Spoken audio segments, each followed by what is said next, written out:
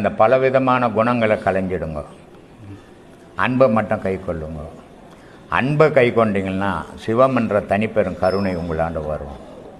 இந்த ஆணவ குணங்கள் இத்தனை கெட்ட குணங்களை வச்சுக்கினீங்கன்னா கடவுளுக்கும் உங்களுக்கும் உறவு இல்லாமல் போயிட்டோம். அதனால் தனிப்பெரும் கருணை உங்களுக்கு ஓணுன்னா நீங்கள் அன்பை கை கொள்ளணும், ஆணவத்தை கை கொள்ளக்கூடாது அப்படின்னு வள்ளலார் சொல்கிறார்.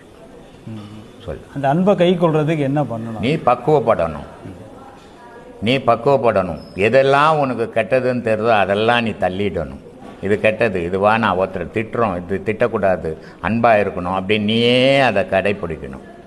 அந்த கடைப்பிடிக்க உனக்கு தெய்வ உறவுகள் கிடைக்க ஆரம்பிக்கும்.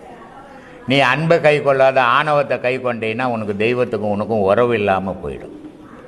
அதனால் சொல்கிற, நீ அன்பாக இருந்தீங்கன்னா தனிப்பெருங்கருணை உங்கள்கிட்ட வரும். நீ அகங்காரமாக இருந்தீங்கன்னா உன்னை விட்டு தனிப்பெருங்கருணை விலகி போயிடும்ன்றார்.